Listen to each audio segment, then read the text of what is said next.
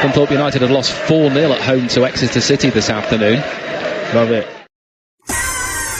Open wide for some soccer!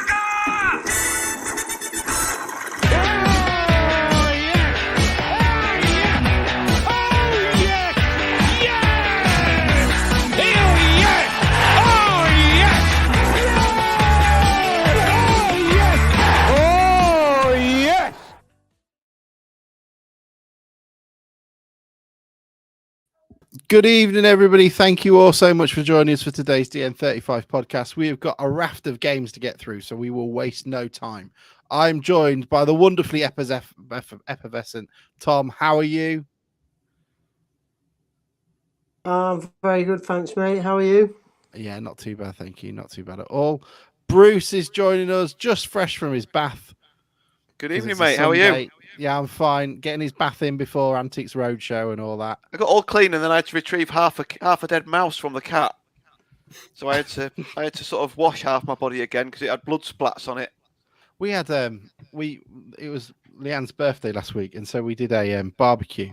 We pulled the barbecue away, and there was a decapitated squirrel underneath it that the cat had left for us. It's a lovely little surprise.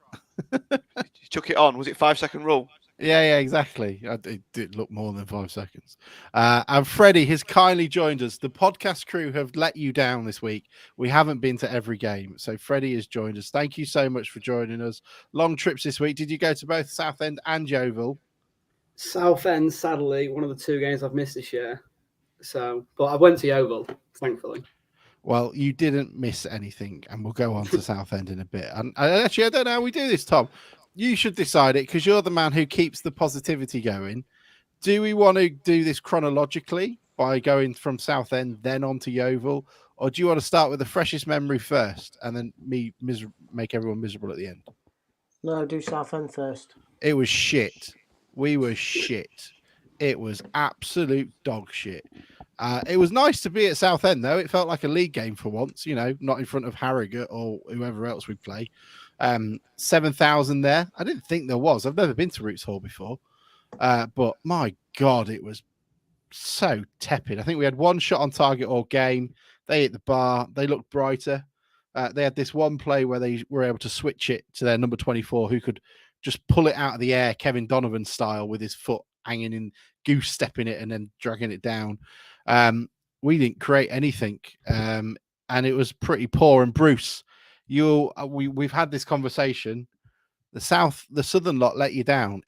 There was no atmosphere, absolutely none. There was none whatsoever to go by. It was quite surprising. It was quite shame. 300 odd, 350, 400, I think were there. It was a bit of a weird one. I didn't really like it at all. I don't think we did anything. I think Paul Hurst was exceptionally slow to make changes.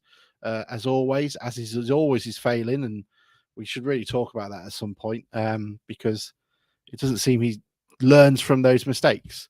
I understand that we're sort of light in the middle, but I don't know. They're a team on the up, and you can see why they wanted to play in a hurricane to players because they've got their tails up, and you never know. They could be the team that are charging at the end. But I mean, that's all I can really say about Southend. They played pretty well. It's just I think Si's coming up saying we didn't have the final ball. I don't agree. I don't even think we had the final ball. We don't have the penultimate ball. It was a shame. But again, I will concede there was, as we did, the ball did flash across the goal again and was missed by everybody. But I don't know. I don't understand what the thought. Do you know what? The late changes were the thing that annoyed me. Effete was at fault for the goal, so he essentially it started from a throw in front of us in the attack, like within the last 90 yards, like in sort of 10 yards to their goal line. He was slow to react and lost it, and then does that thing that all players do, like flap their arms up in the air and instead of turning around and tracking back. And he was short a couple of yards and then made the tackle, which was a penalty. He can't deny it. And we went from there. But Southend looked, especially in the first sort of 20 to 30 minutes, they looked so much better than us. They attacked through the middle. They stretched us. They were aggressive. They played with a tempo. I don't think we certainly that day, we didn't play with any form of tempo. it was all in all a complete wasted journey, and I very much enjoyed paying, what was it, 190 quid or whatever petrol is nowadays to go and watch us lose at Southend. But they're going to happen. They're a team on the up. But there was lessons to be learned, and lessons were learned, I guess. Freddie was at Yeovil. Does anyone have any questions on Southend first before we move on from that drip fair? Okay, Bruce went first. Go on, Bruce. I'm just pleased we didn't do a midweek pod, mate. Yeah, I'm pleased that Tom's chosen that order, and that because it sounded on the radio, everything that you've described, it just sounded everything we've talked about against the bigger teams, or not the bigger teams, but the teams that are better, and that still seems to be the pattern, doesn't it? That we're putting aside the mid-table and below, the ones that are sort of below the gap line. I know Southend are down there, but they're sort of booking that trend of form. They're going the other way. So yeah, I'm really delighted that we have got the next game to discuss as well, because it would have been a bloody miserable midweek pod. It sounded awful. Yeah, absolutely, and I think we're far too reliant on McAtee in those. We're reliant on him to create the chance and then get on the end of it, which is a struggle even for him. He can't cross the ball and then get in to head it in. So I think that's one of our main problems. Sousa looked. I know he's becoming a bit of a boo boy for some. He's just not. Just I don't know. What do we do? Bruce, Tom, Freddie, you guys see him more. Yeah, sorry, Tom. Yeah, I'll come in there. I think just with Sousa,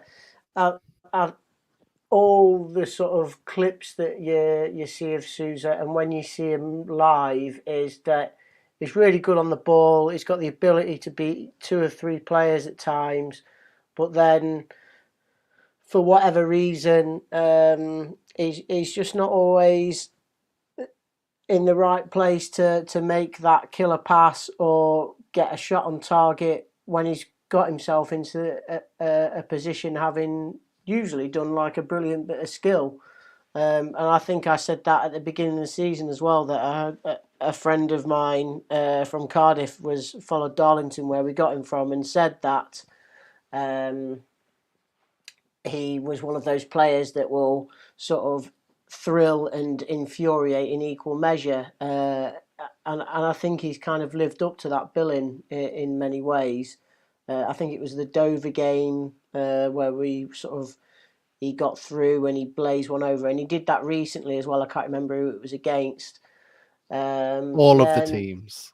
Yeah, but at least he's trying. At least he's getting in there, and that unfortunately is what you get with players in Division 5. You get that inconsistency. It's not like he hasn't been decisive in other games. He definitely has. Oh, I don't know what's his goal total like this year. It's quite low, isn't it? It's 2. I don't know what his goal total.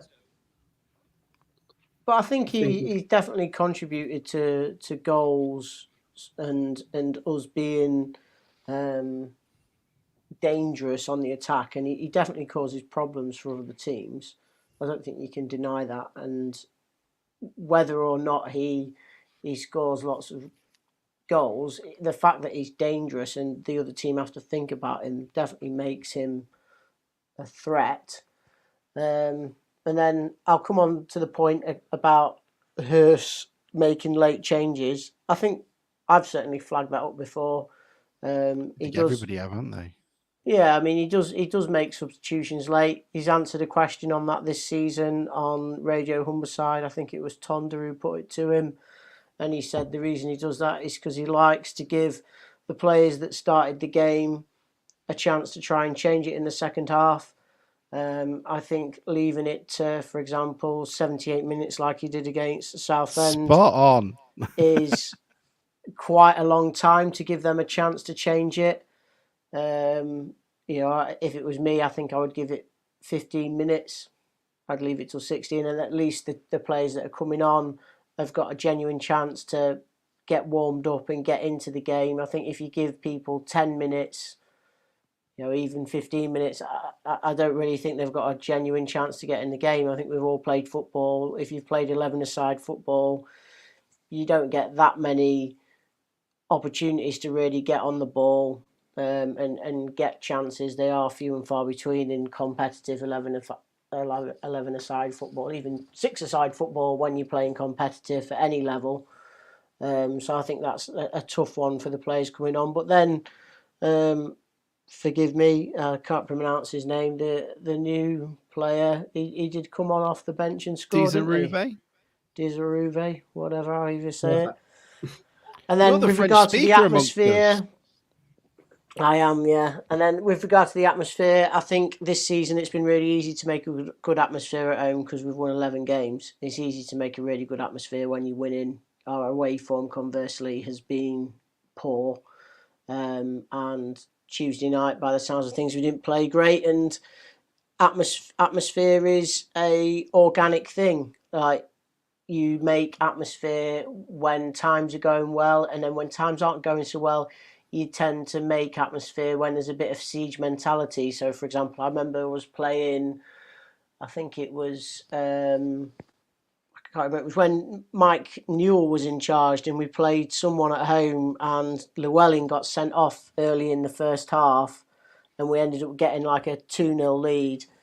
But everyone was kind of incensed by the Llewellyn sending off, and that really sort of charged up the atmosphere. And we were doing really badly at the time, and it was the fact that everybody was incensed by the sending off that got the atmosphere going, rather than us playing well or people in the home crowd really being up for getting an atmosphere going. I think there were trigger points that actually get an atmosphere going, rather than it just being brilliant at home, brilliant away.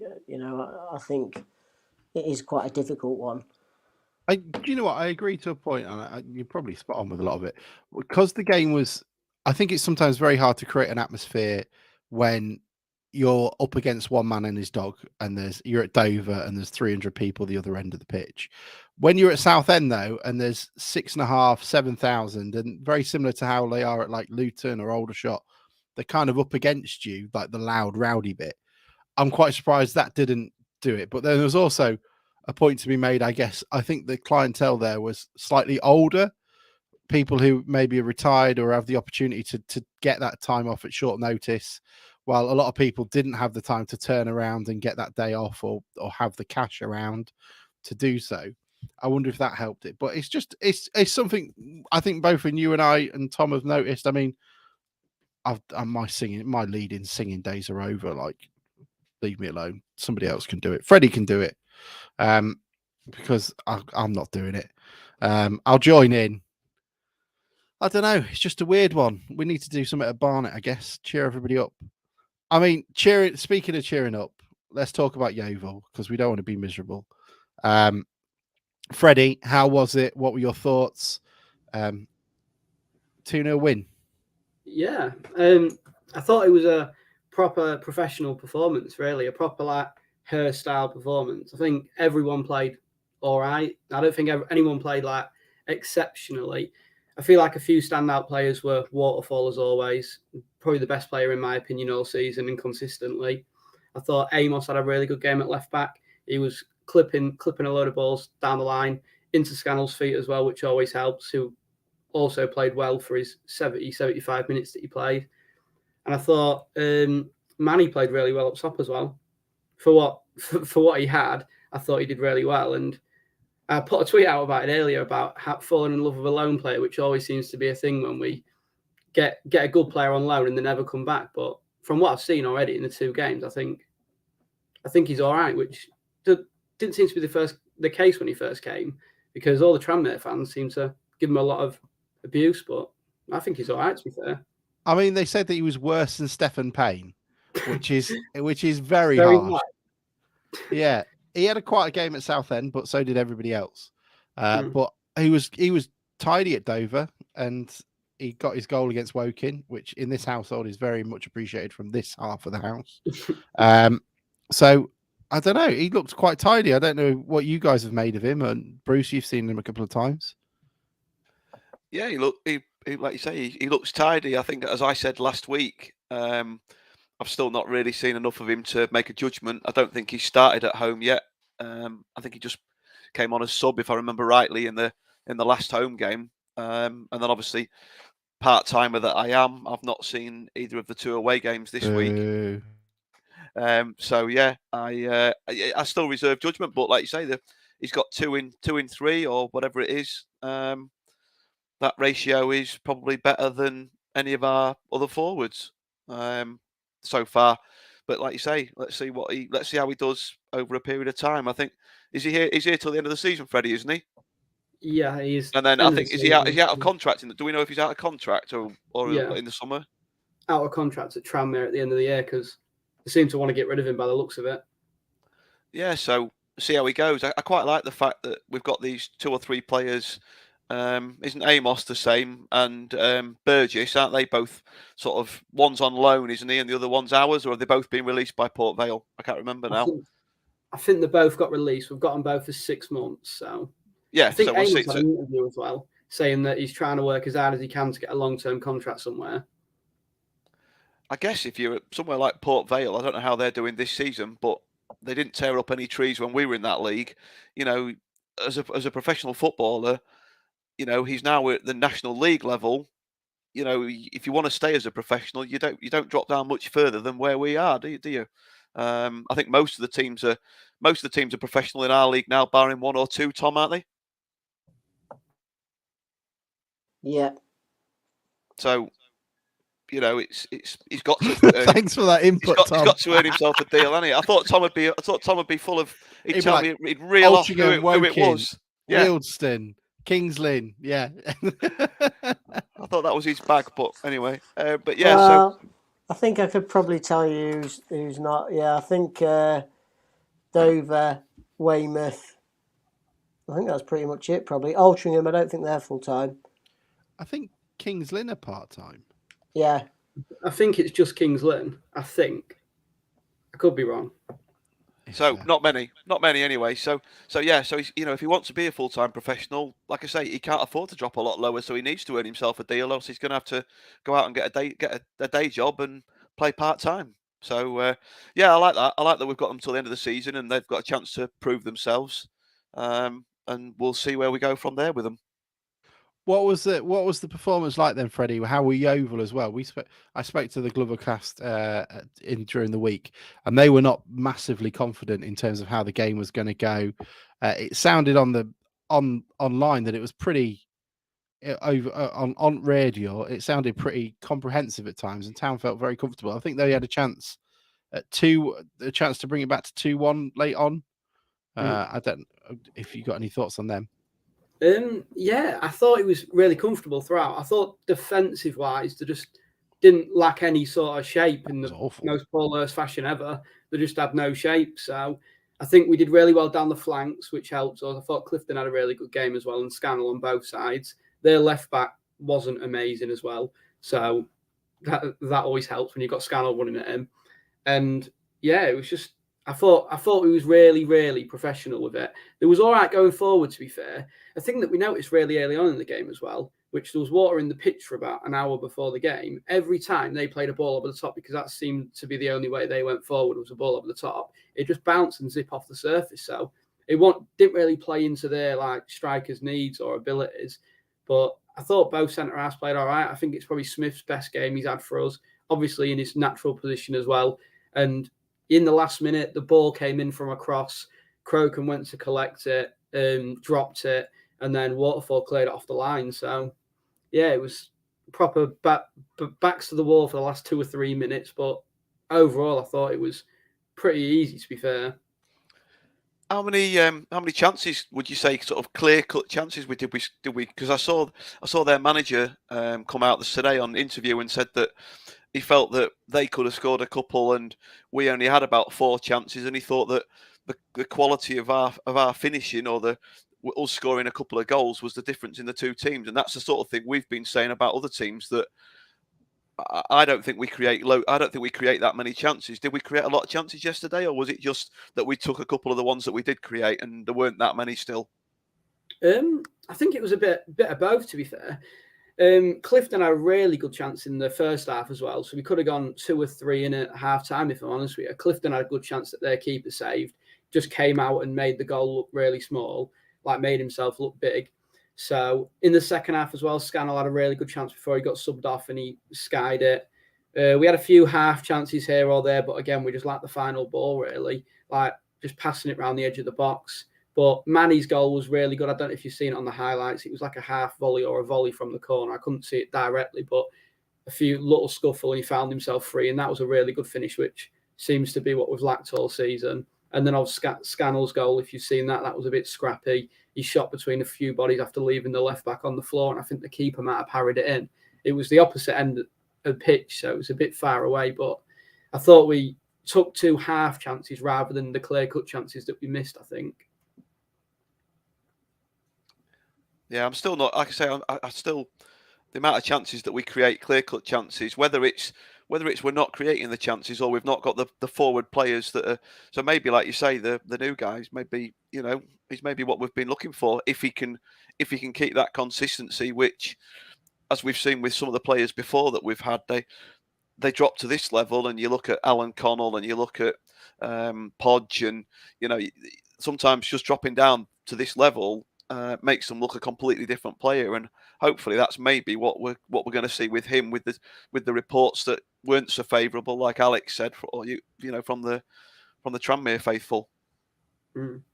Fingers crossed. Anyway, it's looking positive so far. I think another strength for him as well is that we've got that ball into the box whenever we need it. If one of our fullbacks, Mitchie or Amos or even Crooks, if he's playing, has the ball, say 30, 35 yards from the box, rather than coming to feet, Manny's always in the box ready to try and get his head on it. And I think that's a positive that we might not have with Taylor.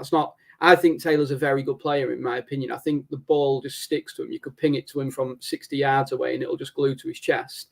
But I think with Manny, especially because of his height, I think we've just got that more directness about us, which can obviously be a positive in this division, where we can just have that out ball to him where he'll definitely win the header. And I think that's definitely saw yesterday at Yeovil a few times. We'll see what happens. See what happens Saturday then, because I want to see now. After the 2 games have sort of, like we say, have panned out the way that our form has been panning out. We lost to Southend with barely a whimper, and Saturday we've obviously got Boreham Wood, and we need to, in my opinion, Alex, we need to start picking up points against these teams that are above us or are in form, and not just beating the lower teams that are struggling. It's a really interesting one, and one of the stats I'm looking at just shows you sort of the points total that the teams we play against, who has the better either home or away. So, for example, Boreham Wood away coming up, Boreham Wood accumulate on average 2.25 points per game at home. We accumulate 1.25 away from home. So the likelihood is we might well come away from Boreham Wood with a bit of a tanking. And then when you look at down it though, we've got Solihull Moors, they're pretty poor away from home. So are Dagenham. Chesterfield, not massively brilliant at home, 1.9 points at home, like per game. So not incredible, sort of playoff form sort of team. So there's an opportunity. So looking down it, there's only maybe 4, because we played Boreham Wood twice. 4 teams that we're coming up against that have got a better points per game ratio than we do. So the running looks pretty good, and we'll talk about that in a bit. So Tom can sort of lead us out on a wave of positivity and expectant promotion, both automatic and playoff wise. I've been asked to ask you, Freddie, question for Freddie, thoughts on the goalkeeping situation? It's a tough one for me, especially being a younger Town fan as well, because I've only ever known James McEwen being in goal for Town. So obviously, as that, I'm only 20, so for the last 9.5 years, I've only known James McEwen being in goal for Town. And the switch this season, particularly, I think it's just his last game he played was at Solihull, which, long story short, I was dead ill at Solihull away, and I didn't really know what was going on, but a few of my friends told me about how Macca was terrible type thing. And the second goal was definitely his fault, which I saw in the highlights later on. And that's the last game he's played for us. So obviously Hurst might have saw that 2-0 loss at Solihull and then gone, right, we need to change something, if you get what I mean. And in my opinion, I don't think Crocom's such a better goalkeeper to the point where you chuck away 9.5 years of loyalty, if you get me. I don't think that's, in my opinion, the right choice. But if he doesn't see Maka as his goalkeeper next year, I don't think he should see Crocombe as his goalkeeper either, because there's this myth that Crocombe's like always comes for catches and stuff like that, which Maka obviously didn't do, which I can agree with. He just stands in his 6-yard box type thing and he'll try and make the save rather than coming to collect. But the amount of times in this season already where Crocombe's came for it and he's either dropped it or he's parried it or it's gone over him, it's just, I don't know. It's like, it's a double-edged sword. Do you want your keeper to come out and drop it or come out and miss it, or do you want your keeper to stay on his goal line and them to win a header? So if it weren't for a few good goal line clearances, I feel like we'd be like, he'd get a little bit more stick, in my opinion, from the general like fans. Yeah, I probably think about the same as you, actually. Bruce? I agree with Freddie, to be honest, mate. I think when Crocombe first came in, I thought he looked like he was going to do a couple of the things that Maka has been, that people that sort of would flag up if in reasons why you might change. And I thought his distribution looked better in the first couple of games. He would get a kick and he'd have an accurate kick out of his hands. He does have a big old boot on him. And it would usually sort of find its mark, and also, as you say, Freddie, they're coming for crosses. I thought when he first couple of games, or particularly the first home game, he sort of, and like you say, we've been so used to seeing the same player in goal for the last decade, that he would, but he would come out, and he came out, but then since then, I've been to a few away games and all the home games, and it's not consistent. Like you say, it'll come and that's great, but if you drop it, then you're in the shit. It's so. I actually think that it's a real shame for Maka the way that this has panned out this season, with it being his testimonial year, and it must, like I say, it's just a shame that it's this year, but I think that Hurst will be looking for a new keeper in the summer. He's obviously lost faith, or he's lost a bit some of the faith that he had with Maka, or there's an issue with the relationship or something. And like you say, I'm not 100% convinced that he would have chosen Max, 100% outright at the start of the season. So I think that's the way that's gone. Looking at the statistics, they've both conceded 14 goals this season. Crocombe has lost one more game with him in the sticks. I guess the one thing that stands in him, though, would you really want to risk now changing it? Both him, Pearson, and Waterfall, who are now the sort of the mainstays in the back. Do you want to mix it up now when we're on such a good run? I agree with Freddie and I agree with Bruce. I don't know what Crocombe brings extra is worth the sort of disruption that you put into the back. He didn't arrest the slide that we had at the time. We still went on to lose 1, 2, 3, 4, 5, 6 games out of the next 8. So it didn't arrest it. It didn't stop it. I think it was an odd one, but I think Hurst showed before, at the end of his term with Town the first time around, he was questioning Maka, wasn't he? It's funny, isn't it? It's funny how it works, because if you remember, and I'm sort of going off track slightly, but Sean Pearson didn't play every game towards the end of his first stint, and now at the moment he finds himself back in one of the first names on the team sheet again. That when we got promoted, he came on a sub at Wembley, didn't he? It was Toto and Josh Gowling that played. But yeah, I think it also shows that we talk about Hurst and he's not changing things. He's also got a bit of a ruthless streak, and he's not afraid to, you would imagine before this season, and like I said, I'm only sort of guessing, but you would imagine that he's had a decent relationship with Maka, and he's not been afraid to drop him in his testimonial season. So, we say that he doesn't make changes and things. He's obviously not frightened to make it what's a fairly big call in our squad either. Quite a few people coming in and commenting on it, and it's well worth going through. So I mean, let's start with the top. Daniel Randall said, I think a striker and a goalkeeper is a must in this summer. Crocombe isn't an upgrade on Maka, in my opinion. Ollie Hodson says, I think the distribution is what sets Crocombe apart. I agree that he's certainly got a bigger kick on him. I'm not 100% sure that necessarily it results in much more, but maybe I'm not seeing enough of it.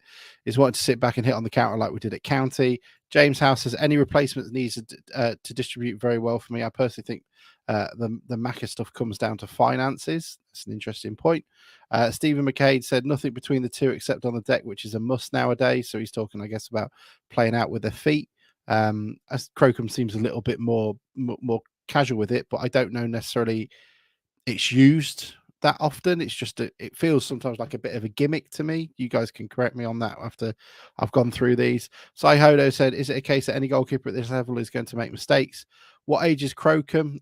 I guess that one's for you, Tom, to have a look at, said Ollie Hodson. Dale says club legend is our Macca, but unfortunately things come down to even for legends. Personally, though, I wouldn't feel any less confident with either of the goalkeepers. Daniel Rantle comes on to what I was saying as well. Henderson came in before Hurst left, didn't he? Yeah, he did, and it sort of resulted in a bit of a bit of an annoyance from Macca, who sort of talked about it on our podcast a while ago. And he did come in, so there was questions being asked of him then by Hurst. Howe says keepers make mistakes. Results in goals. McAtee skies a shot. We don't bat an eyelid. Crocombe's goal kicks end up in the lower finders half the time, says Jack. I haven't seen them. That might just be because he can actually reach it. Andy Carr says, I don't think goalkeeper situation either way is a problem. That won't be the problem if we don't go up. So there's quite a few coming through. Tom has said that Crocombe is 28, so he's got a few years on him. But I agree with everybody here. Like, I don't think we could go wrong with either. I wouldn't necessarily change it now because we've now got a settled system, and you'd just be changing it for the sake of change.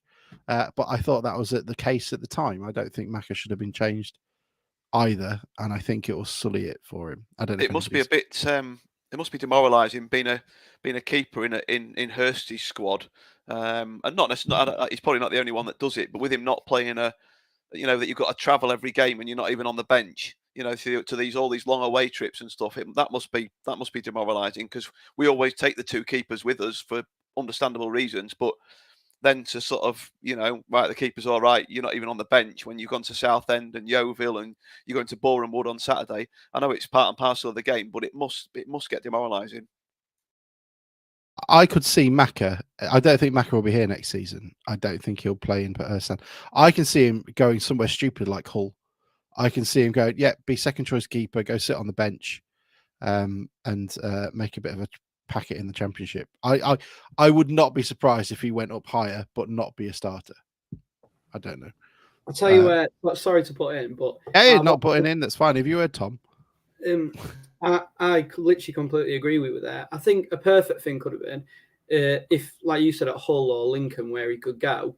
But one thing that I thought I'd add as well about the distribution, how I thought you summed up perfect, Alex, about how he's got a longer kick. I think his kick is a lot longer, but I also don't think it's any more accurate than Macca's. He looks more comfortable with the ball at his feet. But like someone said as well, I feel like it just ends up off the pitch a lot. And with his distribution, at one point that stands out perfectly for me, and I don't know if this is from the gaffer or from him, I can remember quite clearly at Wrexham away, it was 1-0 down, and he had the ball at his feet. And I was thinking, are we wasting time 1-0 down at Wrexham because of how slow he was on it? I don't know if that's just him. That's how he is, like his technique of he has to roll it out to himself and then take a touch and then kick it. But I just thought it was 1-0 down at Wrexham away, and it was as a supporter every week, I was just so baffled about it. It is an interesting one. Is it a clash of personalities? I don't know. I don't know. It's going to rankle, and we won't know until Macca says something at the end of the season, I imagined. I guess the other player to talk about, one that I give a lot of stick to, the walking wage packet that is Sean Scannell, who has come out from his coffin like the Undertaker at a WWE Raw event and has come out and surprised everybody. Freddie, you were there to watch his performance yesterday. What do you have to say on the mysterious man? First of all, I want to say that he won me £110 for first goal scorer. I had a tenner on it. So was that you? Yeah, that was me. Every week, do you put that on, or is it just a mind out of the blue? Every week, actually. off topic, but every single week I put Luke Waterfall on score first. And I think he scored first either 3 or 4 times, and a few times he's been cleared off the line as well. So I'm up like 30 or 40 pound on that of the season. But yesterday I saw Scannell in the starting lineup, and I was sat in Nando's and I saw it and I thought, he's a man playing for his livelihood, isn't he? So I thought he's definitely scoring today. And their left back's not amazing. So I thought, oh, go on then, I'll whack it onside thing. And he was class. He's never, ever been a battle about if he's good enough. He's always had the quality. I think that's been obvious for everyone, even for the league above. It's just whether he can stay fit and be 100% match fit every single game. And I still don't think he's fully fit, or else I do think he would have played the full game because it would have done him a lot of good. But I think he was amazing. Every time he had that ball, he'd touch it down, open up, look for a pass. And towards the end of the game, it looked like he was playing like Brazilian football. Like he was just taking the mick with it, nutmegging people, doing step overs. And it's good to see someone come in after so long who obviously seems like a proper good lad and just have so much confidence. And I think that's the best thing out of the whole thing, if I'm honest with you. Go on then, Tom. I think that is one thing that you can pick up on with Scannell was that when he scored yesterday, there was obviously loads of pictures flying around of 5 or 6 players celebrating the goal with him at least, and then lots of sort of in recent weeks and particularly after the game yesterday, like players sort of congratulating him on social media for his goal. It does seem like he is quite a popular person within the squad, and it's very interesting that for someone who's been out injured for such a long time, that Hurst has stuck with him and that he's had the chance to feature in squads in the last month or two, or month or so. So I think Hurst obviously sees something in him, and from what Freddie says as well, he played well yesterday. So hopefully, him and Manny can contribute to our promotion charge going forward. Yeah, absolutely. I mean, Rick is absolutely right. I gave him a hard time, and I think rightly so. The guy's been on the books for 18 months and has done the square root of fuck all up until yesterday. And he's come in and he's done it. And I want him to succeed. I want him to be great, and I want him to enjoy it, and I want him to push us to promotion. But it doesn't alleviate any time for them to not get stick, because we needed him last year and he weren't there. It's an interesting one because it's nice to see he's on there. Bruce, what were you going to say? I was just going to agree really with sort of Tom. Tom finished off the point that I was going to make, really, that we've said before, haven't we? We've questioned so many times, and we've said he must have the quality because Hurst has shown people like your mate Danny out the door, and yet he's persevered and persevered and persevered with him, and yesterday he's finally maybe started to repay that, and like you say, hopefully, there was a quick comment I just saw come up on there saying that is he ahead of Sousa? With due respect to Sousa, Scannell should have way more quality than Sousa. It's just whether he can be, hopefully keep himself fit enough to stay on the pitch and affect us where it really matters.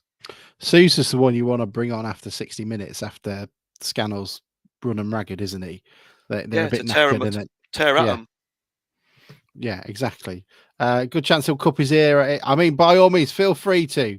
If it gets us promoted, we gave Hurst a lot of stick in the last year of his time in the National League, and it worked. So, hey, we'll do it the same. Jack's in agreement. Used Sousa off the bench in the last 20 minutes. Is there anyone else that stood out yesterday, Freddie, that is worth a mention? Because I don't even think we've mentioned that Harry Clifton played 150 games for Town yet, but there we go. I said it earlier on, but I think Amos played really well. I was going to put a tweet out as well saying about how I can't believe that he got dropped for his height. I can't believe that's a thing in football nowadays still, if I'm honest with you. But I think he's so calm on the ball and cool going forward that I think he's definitely worth even like a gamble on another year contract, say, because I assume he's not going to be on a lot of money as well because he obviously got released from Port Vale. and he's playing left back for us, and he's still quite young. I think he must be like 22 or something, maybe 23. I could be completely wrong and watch him be like 35 now, but I think he played really well yesterday, especially with Clifton in front of him at left mid.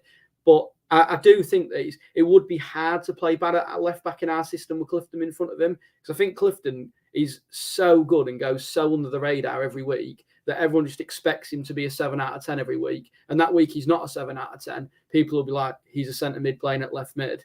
He is a centre mid playing at left mid, but he's also the best centre mid playing at left mid that we've got. So I think it's perfect, in my opinion, having him there anyway in front of Amos. We've got quite a lot coming in, saying Waterfall was man of the match.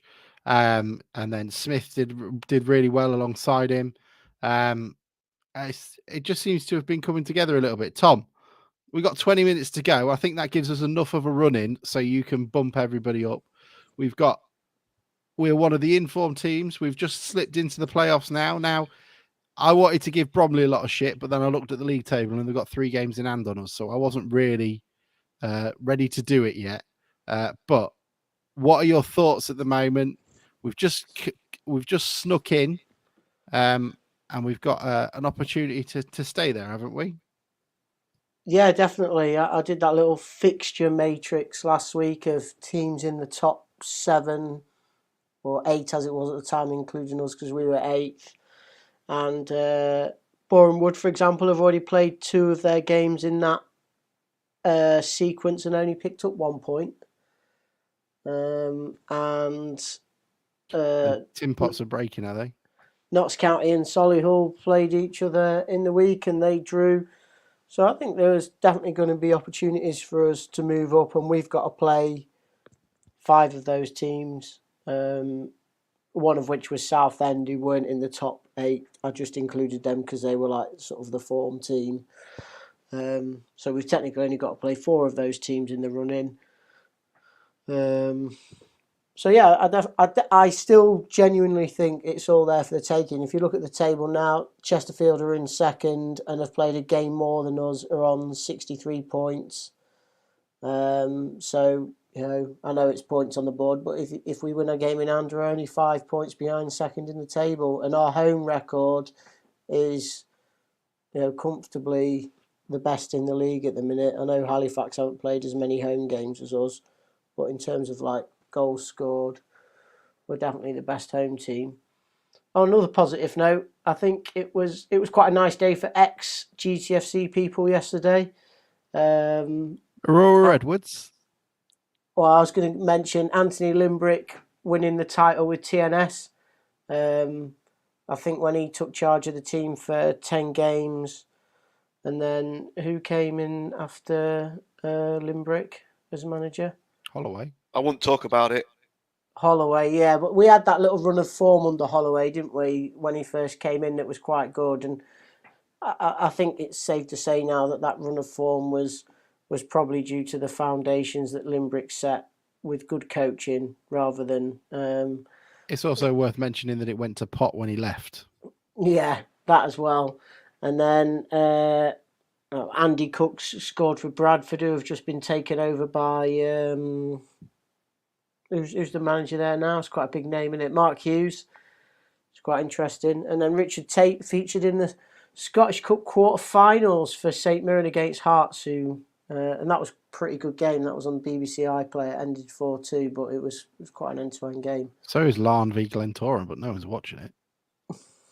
I think a Scottish Cup quarter is a little bit bigger than Larne versus Glens, to be fair. How dare you? I can't even say that because I'm the one watching it. But quite nice to see, players who have come via Grimsby at some point having some success. You're not mentioning the last one, the best one. Points. Well, I don't know that one. You'll have to tell me. What, Aurora Edwards, all but consigning Scunthorpe to non-league. Oh, right, yeah. He got the second. He got the second, and obviously Scott Woodthorpe of this parish, who is too many Scunthorpe games for my liking, really. But he did get that mention in pretty quickly as he put it away. Former Grimsby Town player Aurora Edwards putting it away. I assume it wasn't meant that way. Bruce, what were you going to say? he's getting his sad voice ready, isn't he? He's getting his. It's like this. He's gonna have to work really hard to be really sad when Scunny get relegated, isn't he? Let's be And honest. it's heartbreaking here at Glanford Park. Yeah, you'll hear him sniggering off mic. That one's crying. Oh, yeah, amazing. A lot of fun. And don't tell them that we didn't warn them, because we fucking did. Anyway, what else can we got 15 minutes left. Are we all going Saturday?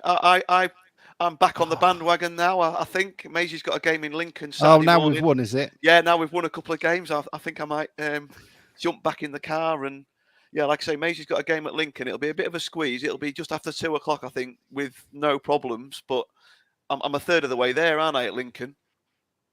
Absolutely. Yeah, you're basically on the North Circular by then. Exactly. So yeah, I'm thinking that I've touched out, or reached out, as they say these days, and to see if I can get any interest in joining me down there. So yeah, I'm hoping that you go. Are you going? Yeah, I'll look at the bank balance first and what's left in the petrol, what fuel's left in the car, unless Tom's coming and then cancelling at the last minute again. I've got absolutely no chance. Helena's due tomorrow, so Tomorrow, blah. Bring Baba along. First town game, 3 days old. we had Maisie in Tesco's at 2 days old, and this little old lady come up to us and she's like, "Oh, she's little, isn't she? How old? 2 days. I was in hospital a week when I had mine." Can I say something really embarrassing?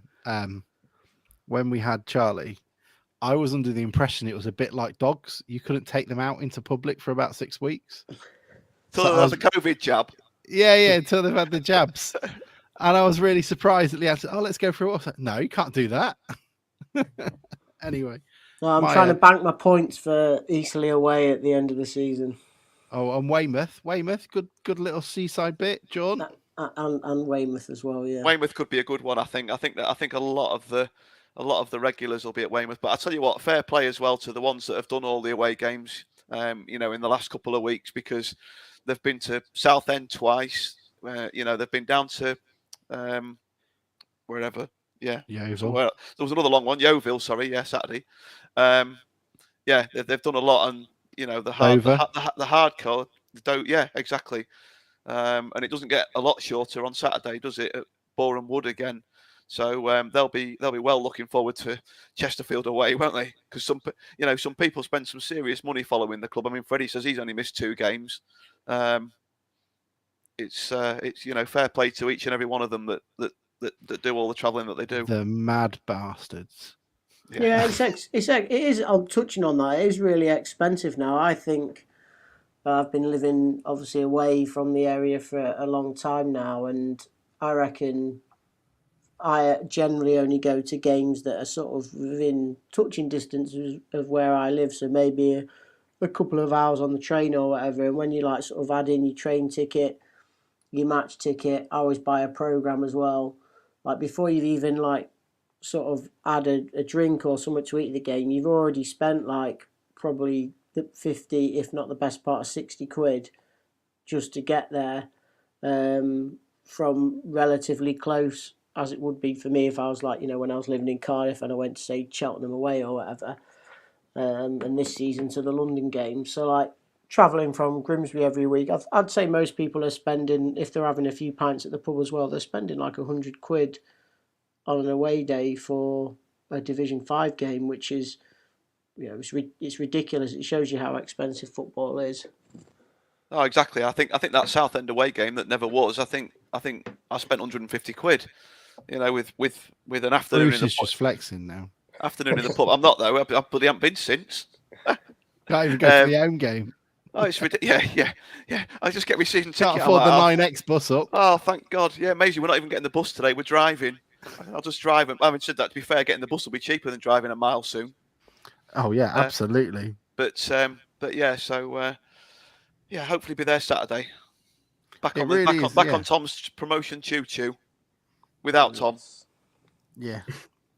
Tom's coming. Bringing the Baba with him. I hope it all goes all right, Tom. We ought to have a sweepstake on the pod to see how long you're waiting. Maisie kept us waiting a week. What about you, Oh yeah, Alex? when she gave birth in Asda or Tesco, did you get a voucher? Don't they do that? Give birth in there. We were just in there after 2 days. Yeah, but if your water breaks in Tesco or Asda, they give you like a little gift card. There'll just be an announcement on the tannoy for the janitor to aisle 7, won't there? No, they give you a gift card. You got Do to, they? Tom, you got to do that. Yeah, get Elena walking around. Get her walking around anywhere you want. Is there no sort of like walking her into Thomas Cook or something like that? Just sit here for an hour. They'll be at Boreham Wood open for free tickets for Saturday. Yeah, there's got to be a program shop near you, Tom, that you could take her in. The other thing that people wanted to mention was the town fan who went in the away end, bringing out a town flag. Much respect to that. We are not above that sort of shithousery, and we applaud it. And we could not possibly condone town fans going to whatever game it is if we don't have a game to go watch Scunny get relegated, because that would not be fun at all, would it? I'm not on board with that. I'm just going to put it out there. I don't care what other people say.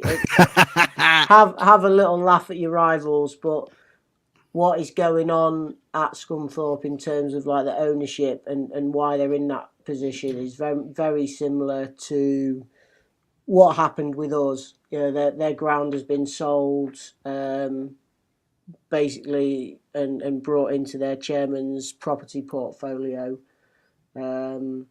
And that's not healthy. That's not healthy for football. And as football fans generally, we should all be concerned about activities like that, whether it is at your local rival or not. May I ask you a question on that, Tom? Because one of the lines we hear quite a lot from the owners we want to hear is, we're a custodian in this club. We don't own it. We're the custodians. Custodians would then suggest that a responsibility for the club's ownership as well falls in part to the fans. We have made many a tweets and put forward many arguments to Scunthorpe United fans saying in 2019, 2018, this is simply not sustainable. Call it envy, call it jealousy, call it whatever you like. But the clear and hard facts are you will not be able to sustain this level of money at this level for too long. And if you do, when the bubble pops, you're in trouble. Now, I know it's not all of the fans, but it is a number of their fans were quite happy to come along and not care a jot. So we've got all this money in the world. You're just jealous. You're just envious. You're not bothering. You're just a little battered codheads crying. You don't have a clue. They're quite as the same with Bury fans as well. They were quite happy to cheer and go along with the promotion when they got promoted before they got. Do they not have a responsibility as custodians of their own club, as we should as well? We should take some of the blame for what Fenty did to us on the shoulders, because there weren't many protests. There weren't many people saying, look, this is not good enough. Do they not hold some form of responsibility for the way their club is run? Yeah, I think all fans have a responsibility to pay attention to how the club is run and ask questions of the incumbent board. And I think that's why the Supporters Trust movement exists. And that's why I always encourage people to be a member of the Mariners Trust or whatever trust it is that is in place for whichever club you support. But at the same time, I understand when things are going well that people will turn a blind eye to that or not see it. I think a good example for that was when Town got to the playoffs under Slade the first time round in 2005-06. I think there were a lot of people then who thought Slade was great and the football that he played was great and everything was rosy at the club, and people laid a lot of the blame at our subsequent demise at Slade leaving and him taking the players with him, as opposed to what actually happened, or part of what actually happened, which was we took the opportunity to cut costs. So yeah, of course fans have a responsibility. Everybody has a responsibility. It's like government, isn't it? Your responsibility as a voter is to make sure that you as a constituent get your MP to ask hard questions of the Prime Minister and the incumbent government. Like, you should always be asking questions of people who are running things that are there for lots and lots of people. Maybe we should do a podcast and invite some Scunny fans on, and maybe even a Boston fan and a Lincoln fan to talk about the state of the region.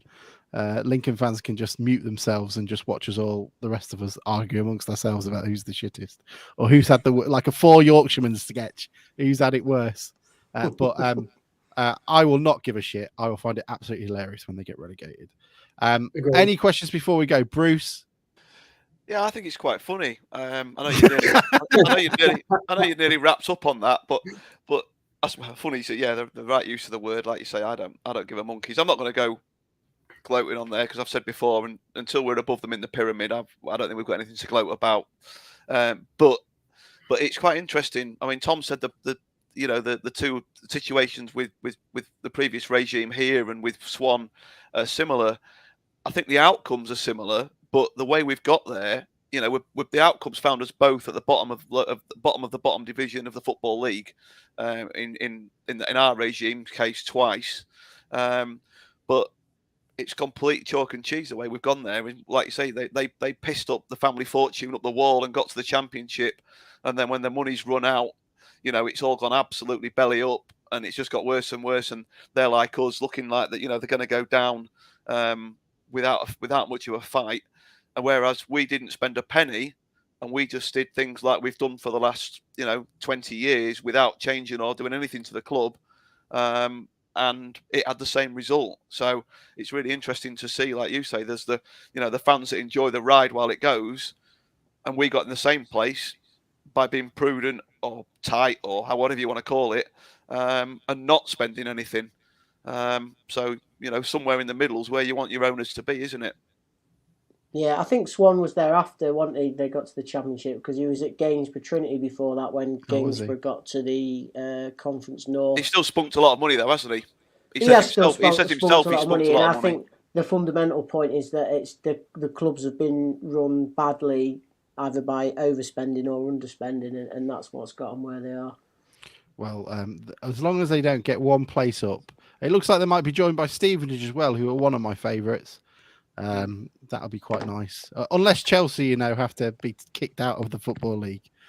Maybe they'll open up an extra spot for the National League to come up. Is there anybody a bit closer to us than Stevenage that's that up there? Another northern-ish club would be nice. Who's up there? Are Carlisle down there, or are they doing all right this year? Carlisle down there. Barrow. They'd be all right. That's a cracking away day, Carlisle. I'd rather go north than south. Let's have a look for you guys. I'll just look at it and then we'll wrap it up. So you got Oldham, obviously, who are just above them. Right. Oldham's all right. Great away then. Yeah. Stevenage, Barrow, Leyton Orient. Can I get even better away day? Yeah, can I get people on board for Orient? Middle of London is a lot better than the fringes. Yeah, definitely. And speaking of the fringes of London, we've also got Colchester as well. Who look oh my God, that's horrendous. We do not want. We might have to get some town fans in the home end at Colchester because we do not want them back in our league. If we don't go up, Tom. I mean, Colchester are probably the only fans that turn up at Glanford Park this week. Go, God, this stadium's got a bit of atmosphere about it, hasn't it? Oh, that ground at Colchester, absolutely horrendous, in the middle of nowhere, and it's bloody miles from here. It's horrible. I went on a Tuesday night a few years ago, and it's probably one of the coldest games I've ever been to in my life. That was the game where Vernon scored that hat-trick on a Tuesday night. One of my best mates called Matt, and it was so cold. So at our time, when we never go like underneath or in the concourse, and it was so cold, we had to go stand in the concourse just for 10 minutes because it was unbelievably bitter outside.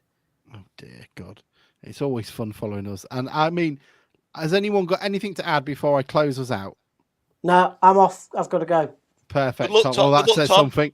Cheers. Good luck. See you later, Dad. Bye. I'll just say, Alex, just for the next 45 seconds that we've this timing of this podcast is getting better all the time.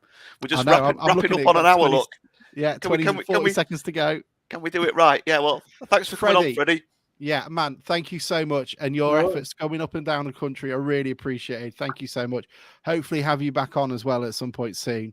And we will end with John Lewis that says, the stuff we're talking about is completely irrelevant. Shut the fuck up. It's irrelevant. We're going up. And there we are. Thank you all so much for joining us. Freddie, thank you once again. Bruce, thank you. You look very lovely after your bath. Cheers, mate. And thank you all for joining us as well. We will see you all very soon. Scunthorpe United have lost 4-0 at home to Exeter City this afternoon. Love it. Open wide for some soccer!